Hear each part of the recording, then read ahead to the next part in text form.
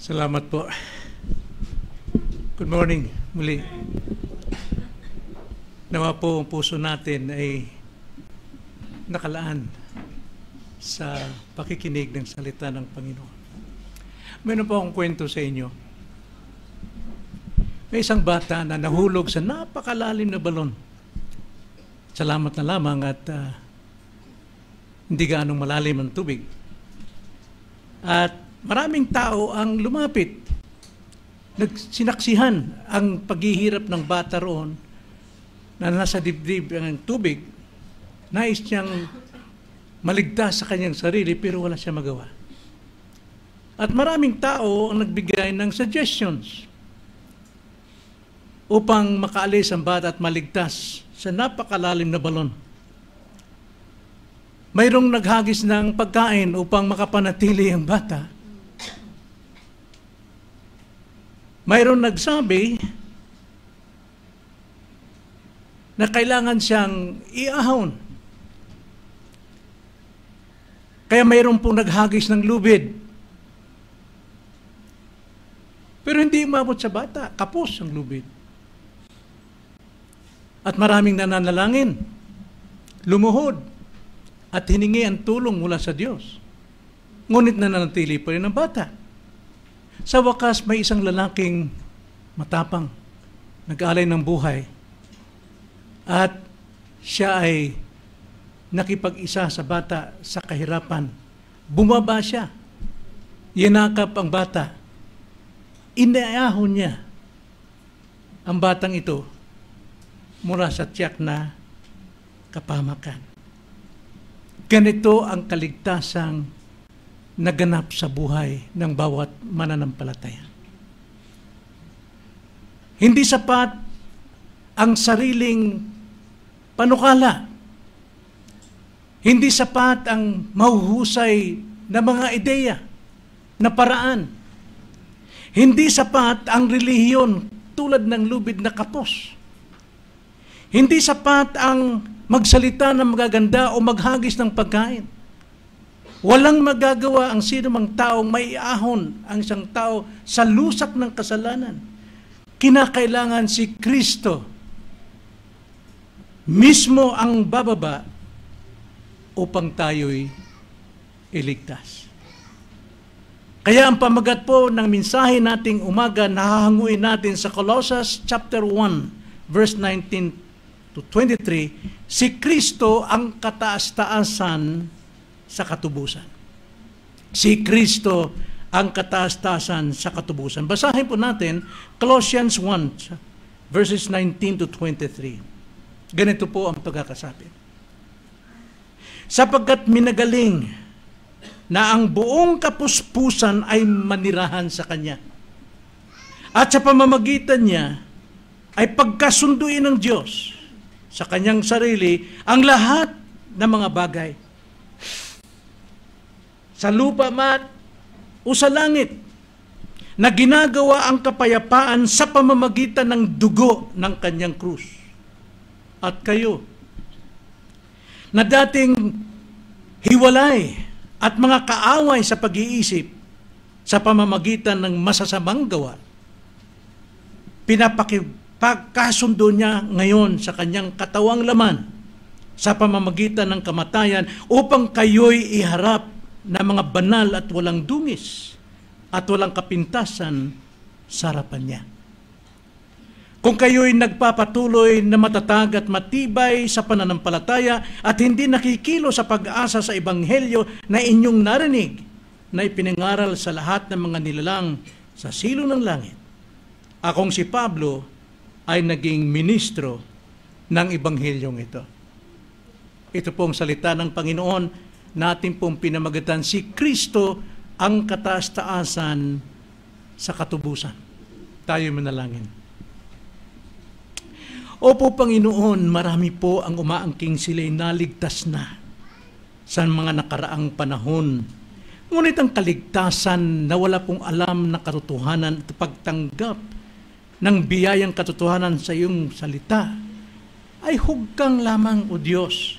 Ito'y kaligtasang pang-emosyonal o pang-damdamin lamang. Ngunit minsan nakakatulong pa rin ito upang kami makapagpatuloy, ngunit kami po ay namumuhay sa walang laman na kaligtasan. Nais namin ng aming kaligtasan batay sa katotohanan ng aming naunawaan at tinanggap, sapagkat dito lamang kami magkakaroon ng kalayaan sa aming mga maling paniniwala. Kaya Lord, magsalita kayo sa puso ng bawat isa at kayo po magbukas ng puso ng bawat isa upang matanggap paunawaan ang totoong katotohanan ng kaligtasan at tagapagligtas, nang sa ganon ang aming pananampalataya ay may batayan ng katotohanan. Oh Lord, aming dalangin, mahabag kayo sa amin na magkaroon kami ng totoong paniniwala, pagtitiwala sa totoong katubusan. Ito ang aming dalangin sa pangalan ng Panginoong Hesus. Amen.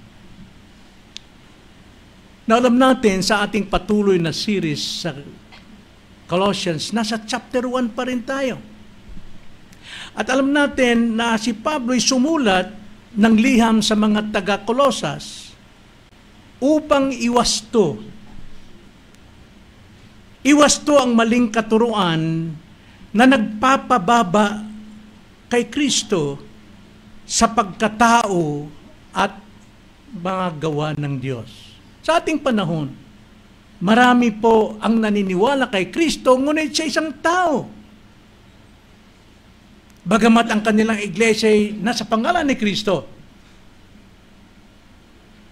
Pero ang kanilang paniniwala kay Kristo ay isa lamang propeta, ngunit tagapagligtas at Panginoon. Paano naging Panginoon at tagapagligtas ang itinuturing nilang mababa na si Kristo ay tao lamang? Kaya ang sulat na ito ay hindi bago para sa ating panahon. Ito'y nangyari na sa panahon ng mga taga-Colosas. Dito ipinakita ni Pablo na si Kristo ay hindi lamang kataas-taasang paglikha gaya ng ating napag-aralan last Sunday, verses 15 to 18.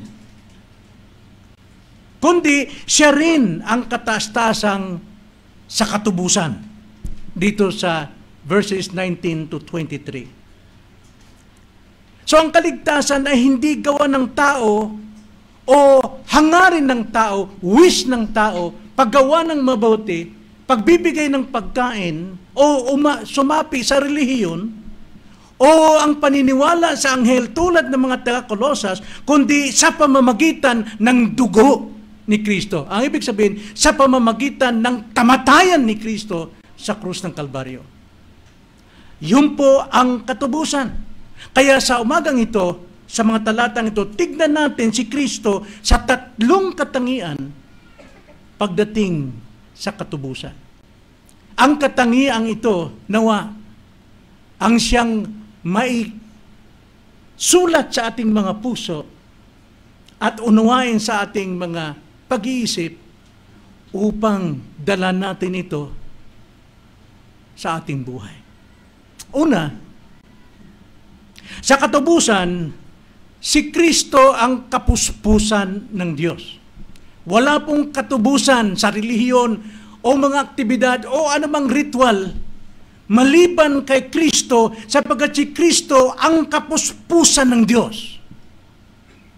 Diyos lamang ang makapagliligtas, hindi sa ating mga ritual na gawa. Hindi sa ating damdaming paniniwala na ako'y Kristiyano na. Dapat ang ating pananampalataya may laman ng katotohanan, at itong katotohanan, unang-una, na sa katubusan si Kristo ang kapuspusan ng Diyos. Yan ang dapat nating malaman. Lahat ng pagka-Diyos na kay Kristo, kaya siya lamang kataas-taasan pagdating sa katubusan. Verse 19, basahin natin. Ganito ang pagkakasabi. Sapagkat minagaling na ang buong kapuspusan ay manirahan sa Kanya.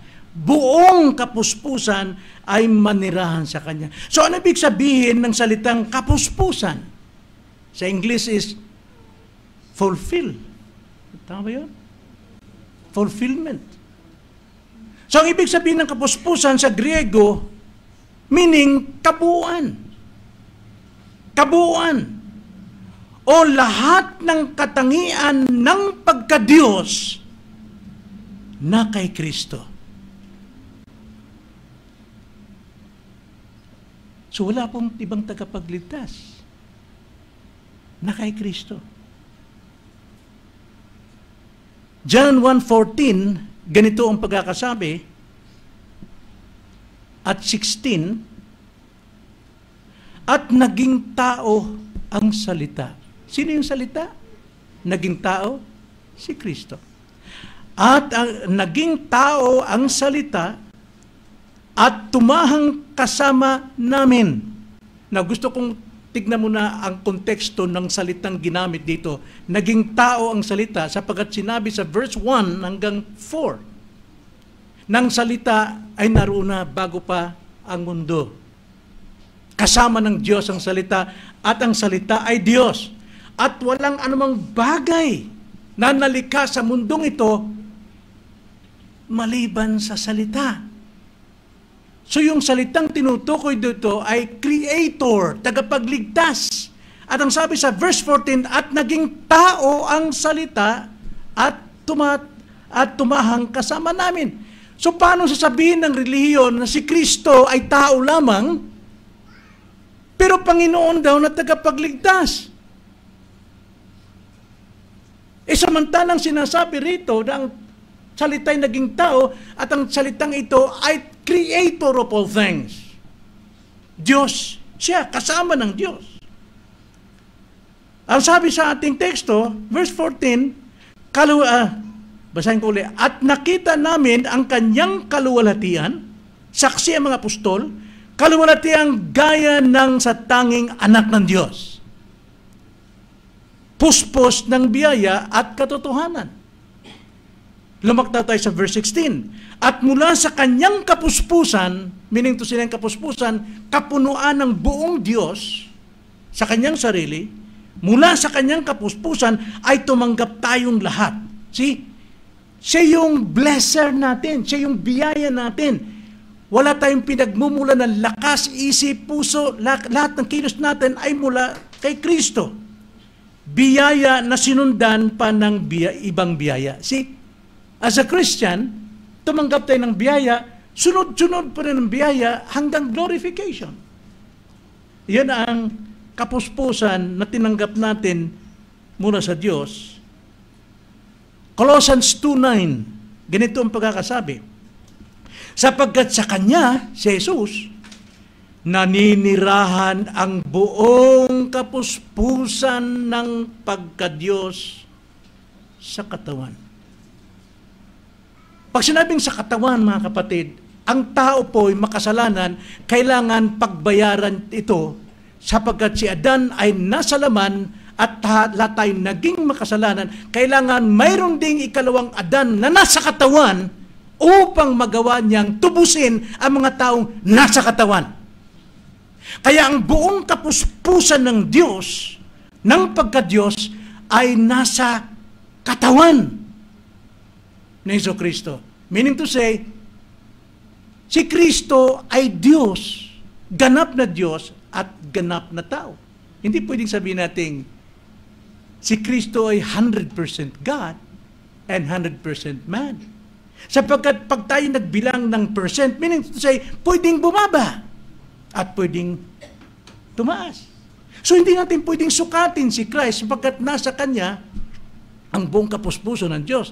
Kaya ang tawag sa Kanya ay ganap na Diyos at ganap na katawan. So nakita natin kalagan, bakit kailangan magkatawang tao si Kristo upang tubusin ang makasalanang tao. So ayon sa kasaysayan sa panahon ni Pablo, itong doktrinang ito na si Jesus, Diyos, nagkatawang tao, ganap na tao, ay laban sa doktrina ng mga Gnostics sa panahon na ito. Nang paniniwala ng Gnosticism, ay kailangan nila ang ibang mga spiritual beings, kailangan nila anghel, mga spiritual beings, na hindi nakikita upang makalapit ang tao sa Diyos. Ngunit pinatunayan ni Pablo Nasa kay Kristo lamang nananahan ang lahat ng pagka-Diyos. He is the image of the invisible God. Hindi kailangan ng anghel, hindi kailangan ng relihiyon. Kaya marami pong mga gumagawa ng rebolto sa pag-asang ito ang makapagliligtas ng mga spiritual beings. Kaya nga, kung ang paniniwala mo ay nananatili doon, pagsisihan mo yan. Ibig sabihin ng pagsisi, talikuran mo yan. At lumapit sa totoong tagapagtubos na si Kristo. Sapagkat kung hindi mo tatalikuran yan, mamamatay ka sa iyong paniniwala. Hindi po mabibigo ang ginawa ng Diyos. So si Kristo po ay hindi kalahating Diyos, tulad po ng mga Mormons. Kalahating Diyos lang si Kristo. We need God, but we need Christ also as our mediator, because Christ is man. Kailangan natin tagapanalangin din kung kalahati lang si Kristo. Pero pagdating kay Pablo, siya ang ganap na Diyos at ganap na tao. That's why we need Christ alone. Tanging siya lamang ang may kakayahang magligtas sa atin, sapagkat siya'y Diyos at tao. Hebrews 1:3, ganito ang pagkakasabi, siya ang kaningningan ng kaluwalhatian ng Diyos.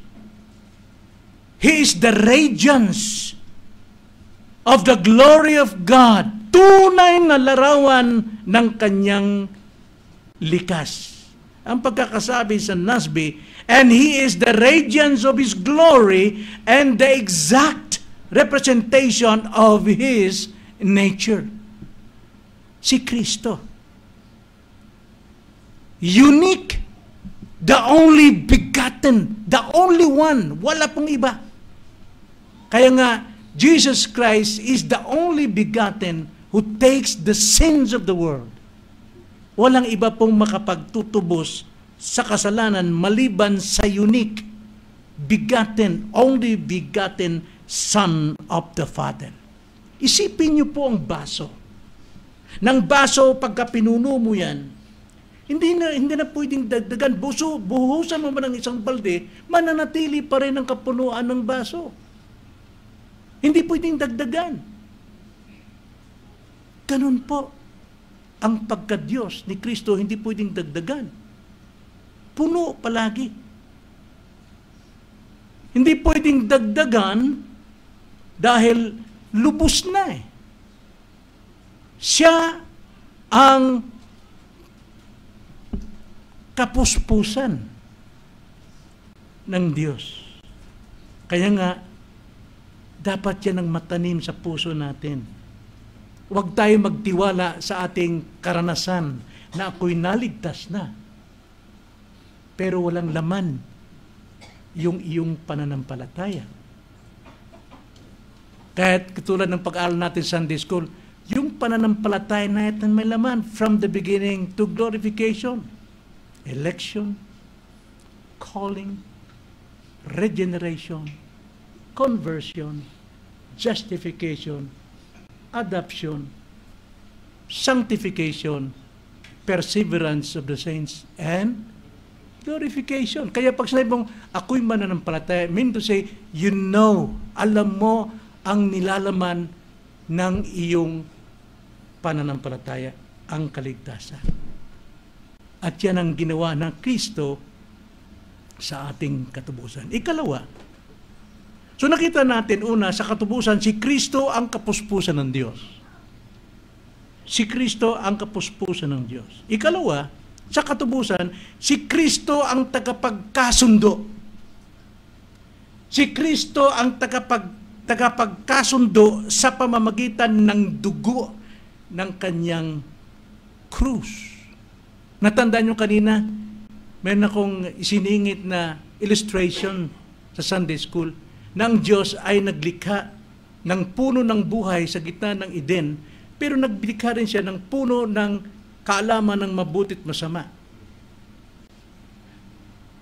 Ang kalooban ng Diyos ay laging kumain sa puno na nagbibigay buhay, sila Adan, upang magpatuloy ang kanilang intimate relationship with God. Manatili silang banal, manatili silang kausap ng Diyos, kasama ng Diyos, pero binigyan ng Diyos ng kalayaan ng tao. Hindi po siya isang maninikil sa tao na hindi tayo binibigyan ng free will. God gave free will to the man. At ang free will nito, yun ang magdesisyon na kailang sundin niya, maligaya siya, ibigin niya ang Diyos na kumain sa puno na nagbibigay buhay. And yet, ang ginawa ni Adan, pinili niyang suwayin ng Diyos. Bakit po? He has that free will. Sinuway niya. May pangarap siya doon sa puno na nagbibigay ng kaalaman ng mabuti na kung sila ay kumain yan, magiging katulad sila ng Diyos. Tulad ng Mormons. Magiging Diyos ka, kaya sila puros Diyos. At ano pong resulta? Ang utos doon, huwag mong kainin ito sapagkat sa oras na kakainin ito, mamamatay ka.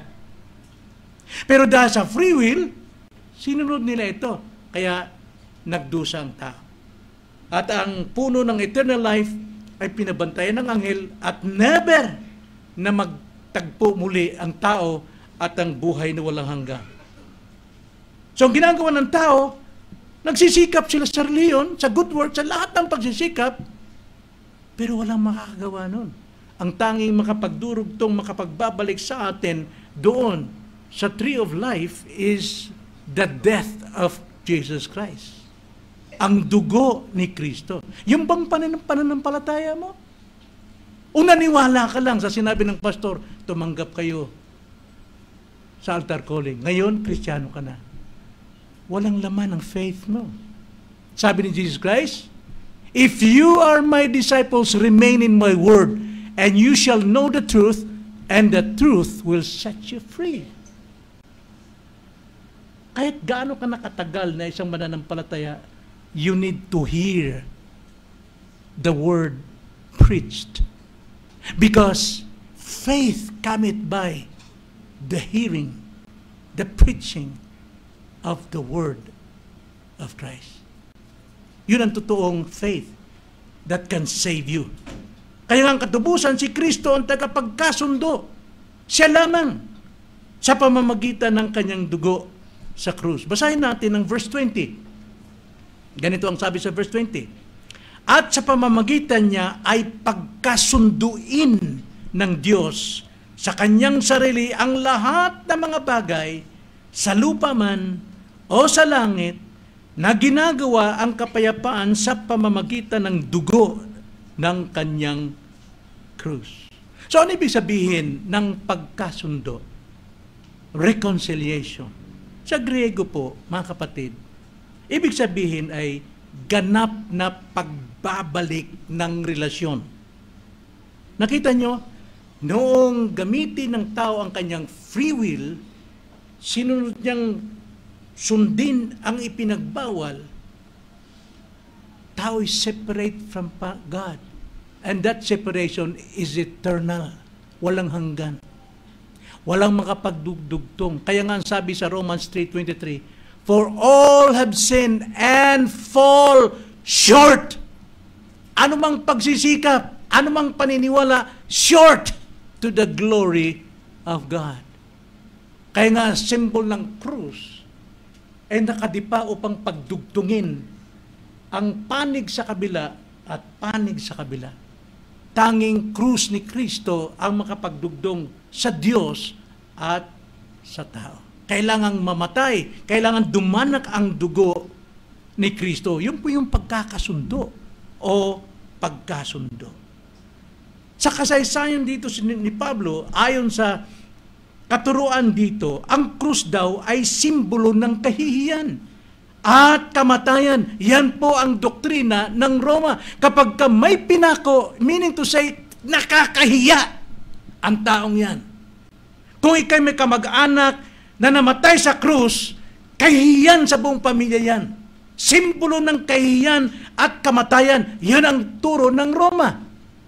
Kaya ang taga-Roma, hindi sila maniwala na si Kristo ang Savior sapagkat siya ay isang taong nakakahiya. But, ito ang ginamit ng Diyos bilang kasangkapan ng kapayapaan, ng pakikipagsundo. So ang paniniwala ng mga tao, gaano man ito kataas, gaano man ito kahusay, taliwas sa kalooban ng Diyos when it comes to salvation. Kaya huwag tayo magpapaniwala sa turo ng tao, sa turo ng relihiyon, kundi maniwala tayo sa turo ng kanyang salita. Sapagkat ang nananatili sa turo ng salita, tunay na alagad ni Kristo. At malalaman nila ang katotohanan at ang katotohanan siyang makapagpapalaya sa kanila. So tanging ang krus, ang kahihiyan, ang siyang kasangkapan ng Diyos upang magkapagbalik sa totoong relasyon, dating relasyon, ang Diyos. Kaya sa pamamagitan ng dugo ni Kristo, may kapayapaan o may pagkasundo sa pagitan ng Diyos at ng isang makasalanang tao. Wala ito sa anumang pagsisikap ng tao. Tulad ng panalangin, tulad ng pagluhod, tulad ng paggumawa ng katuwiran, good works, pagsasakripisyo, pagtupad sa anumang mga panata, kinagisnan nating tradisyon. Alam niyo, galit ang Panginoon sa tradisyon. Matthew, verse 15, 8-9. Galit ang Panginoon sa tradisyon. So, sa ginawa ng dugo ni Kristo, kamatayan ni Kristo, lahat ng nilalang sa lupa, maging sa kalangitan na naroon ngayon, mga kapatid, ay nakabatay sa kanyang sakripisyo lamang. Maging sa panahon natin ngayon, naghahanap tayo ng peace treaty between Russia and, sino man kalaban ng Russia? Ukraine. Pero kapag nabalitaan natin ng dalawang leader ng Russia at Ukraine ay pumirma ng kasunduang peace treaty, lahat po masisiyahan sapagkat tigil ang gera. Matitigil talaga ang gera. Ngunit pagdating sa kasalanan, tanging sa krus ni Kristo ang tunay na peace treaty. Kaya kagalakan, kasiyahan, kayamanan ng bawat Kristiyano na tayo magkaroon ng isang bagong buhay kay Kristo. Mayaman ka. Hindi ka mahirap. Ikaw ang pinakamayaman sa lahat ng material sa mundong ito. Sapagkat ang kayamanan mo ay ang pakipagkasundo sa Diyos at ng tao. So yun po yung pangalawa. Ano yung una? Ang katubusan ni Kristo, ang kapuspusan ng Diyos. Ikalawa, ang katubusan ni Kristo, ang tagapagkasundo. Tagapagkasundo sa pamamagitan ng dugo ng kanyang krus. At ikatlo, mga kapatid, sa katubusan, si Kristo ang nagligtas sa mga dating kaaway ng Diyos. Alam nyo, tayo yun eh. As Christian ngayon, dati kang kaaway ng Diyos. Basahin natin ang verse 21 to 22. At kayo, na dati ay hiwalay at mga kaaway. Paano naging kaaway natin ng Diyos? Sa pag-iisip. Ang sabi, sa pag-iisip. Sapagkat sa pag-iisip natin, marami tayong paniniwala. Nasalungat kay Kristo. Na kontra kay Kristo. Sa makatwid, hindi sang-ayon kay Kristo ang ating mga iniisip.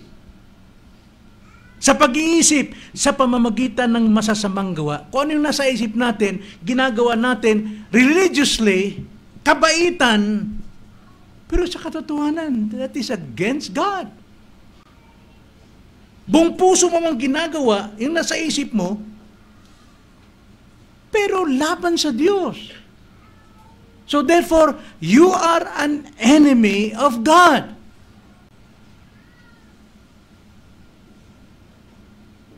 Ang sabi, at kayo na dati ay hiwalay at mga kaaway sa pag-iisip sa pamamagitan ng masasamang gawa. At ngayon ay pinakipagkasundo. Pinakipagkasundo niya ngayon sa kanyang katawang laman. See? Katawang laman ang pag-asa natin. Tanging isang katawan na laman, ito ay kay Kristo. Katawang laman sa pamamagitan ng kamatayan. Yung katawang yung kailangang mamatay. Upang kayo'y iharap na mga banal at walang dungis at walang kapintasan sa harapan niya. Sino makakagawa niyan? Tanging si Kristo lamang na nagkatawang tao para sa kamatayan sa mga makasalanang tao, at sino mang sumampalataya sa ginawa ni Kristo. Ang sabi po rito, kayo'y ihaharap na mga banal at walang kapintasan, walang dungis at walang kapintasan sa harap niya. Magagawa ba ito ng ating mga belief? Kahit anong pagsisikap natin na maging mabuti sa mata ng tao, kilala ka pa rin. May kapintasan ka. Pero pagdating po sa kamatayan ni Kristo, dugo ni Kristo ang siyang bumabalot sa atin. At ang dugo ni Kristo ay banal at matuwid. Itong binibis His righteousness. Kaya whenever ang Diyos ay tinitignan ka sa iyong pagkatao, hindi niya tinitignan ang iyong pong pagkamakasalanan, kundi ang tinitignan ay yung dugo ni Kristo na nakabihis sa iyo. You're righteous before God.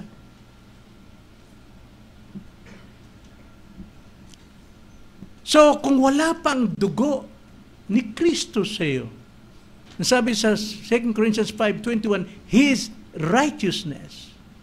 At alam natin, righteousness, yung belief mo sa kanyang kamatayan sa krus. Tayo'y hiwalay. Kahit pang pinakamataas na reliyon mayroon ka, you're still separated from God. Hiwalay sa Diyos at mabigat, kaaway pa. Because your belief is against the will of God. Kaaway pa. So ang tao po ay hindi neutral. Alam niyo neutral? Sasakyan po, para tumakbo, engage mo sa first gear, abante yan. Engage mo sa second gear, abante yan. Ngayon, kung gusto mo umatras, titigil ka, engage mo sa reverse, atas yan. Pero pagka in-engage mo sa neutral, tulak mo yan, sunod-sunuro lang yung jeep. Kahit saan mo dalhin. Hindi siya makakilo sa kanyang sarili, kundi inaanod lang siya kung saan siya dalhin ng driver. Hindi po ganyan ang ating pong kalagayan as human. Tayo po ay rebelde. Tayo ay rebelde sa Diyos. Kaya ayon sa kasaysayan, ang mga hintil dito po sa Colossians ay tinuturing na hiwalay sa tipan ng Diyos. Ang mga Gentiles. Ngunit dahil sila'y nakapakinig ng preaching of the gospel, ngayon ay inilapit kay Kristo. The truth shall set you free. Kaya ayon sa banal na kasulatan, sa pamagitan ng kamatayan ni Kristo, tayo na makasalanan ay pinagpakigsundo at itinatag na banal, walang kapintasan, walang dungis sa harapan ng Diyos. Tulad po ng isang kriminal, kapag siya po ay napardon, dati siyang kaaway ng lipunan, kaaway ng batas, ngunit niyang siya po'y pinatawad at binigyan ng panibagong buhay at pangalan, siya po'y nagiging malinis. Ganyan ang ating kalagayan sa biyaya ng Diyos. We are a new man. Ang sino mang na kay Kristo ay isang bagong nilalang. Wala na yung dati. Kundi lahat ng bagay ay nagbabago. Nagbabago. Sanctification, kabanalan. So pang-apat and lastly, mga kapatid, nakita natin ng katubusan, si Kristo ang kapuspusan ng Diyos. Ikalawa, sa katubusan, si Kristo ang tagapagkasundo sa pamagitan ng dugo ng kanyang krus. Ikatlo, sa katubusan, si Kristo ang nagligtas sa mga dating kaaway ng Diyos. Tayo yun. kahit saan ka pa lumipat, the church, iglesia, hindi mababago na si Kristo lang ang nagligtas sa iyo. Pero hindi ko ibig sabihin, mga kapatid, na tinuturoan ko lumipat sa iglesia. Malaki yung iglesia ng Kristo o sa Jehovah's Witness, doon kayo, no. Sapagat ang totoong naligtas kay Kristo, hanapin niya ang iglesia na makapagpapalago sa kanya kay Kristo. Then lastly, sa katubusan si Kristo ang nagligtas. Sa katubusan si Kristo ang batayan ng katatagan ng ating pananampalataya. Hindi sa ating lakas, hindi sa ating sariling pagsisikap yung ating pananampalataya, but Christ alone. Nakita niyo kanina sa Sunday School. From the beginning to the end, active si Christ sa ating pananampalataya. Aktibo siya, gumagawa siya. Verse 23, last verse. Ang sabi po dito, kung kayo'y nagpapatuloy na matatag at matibay sa pananampalataya at hindi nakikilos sa pag-asa sa ebanghelyo na inyong narinig, na ipinangaral sa lahat ng mga nilalang na sa silong ng langit, akong si Pablo ay naging ministro ng ebanghelyong ito. Now again, tignan natin ang mga parirala dito.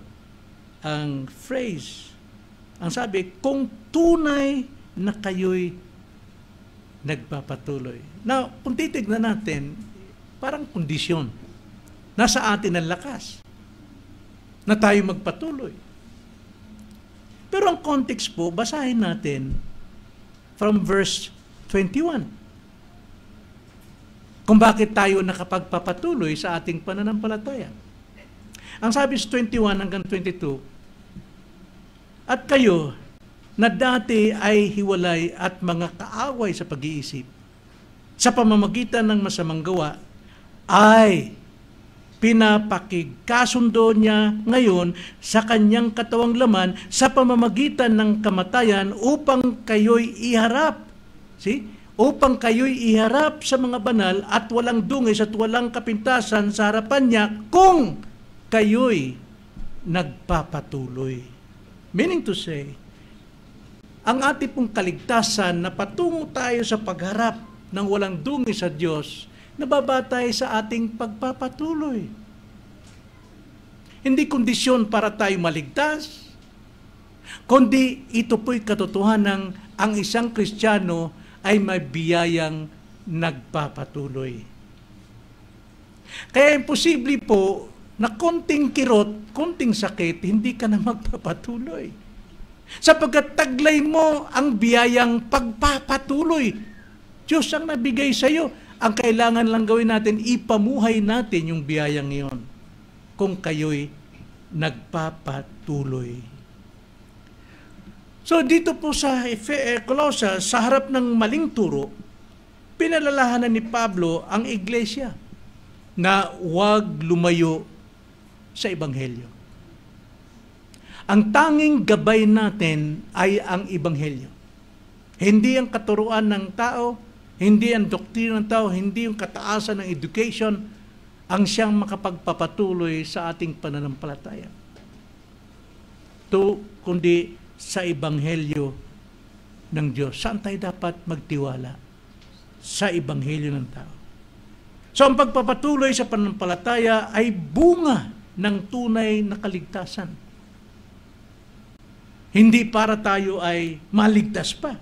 Ang mga ligtas ay mananatili dahil iniingatan siya ni Kristo. Sapagkat si Kristo ang nagtubos from the beginning, He will preserve us unto the end. Tanging si Kristo lamang, mga kapatid. Alam nyo, mayroon kaming kinalakihan sa baryo namin, akasya, punong akasya. Nung ako'y nanroon pa, naalala ko, I was 6 years old. Nagiinuman ang tatay ko at mga barkada niya sa tindahan. May akasya itong maliit, mga kasinlaki nito. Akasya. At doon ako naglalaro habang nagiinom yung tatay ko. After po, nung kami po ay mag-missionary ng aking misis, that was 1987, nadaanan po namin yung baryo. Ayaw akong tanggapin ng baryo namin eh. Ayaw nilang tanggapin yung gospel. So lumibot kami ni Mama sa tabing ilog, sapagkat tabi ng ilog yung bahay namin. Nakita ko yung puno roon. Crack. At wala na. May natirang sanga maliit na tumutubo. Pero nakita ko yung ugat niya. Dahil na banwas ng baha eh, tabing ilog eh. Mula sa kanyang puno na hindi mo na mayakap sa laki, yung kanyang mga ugat, sinusundan ko hanggang doon sa ilog. Napakalayo. Kalat na kalat. So kung ang ugat ng isang puno ay talagang gumagapang, hinahanap ang sustansya ng tubig na kailangan nila, magbali man ang puno, pero hindi namamatay. Nagpapatuloy.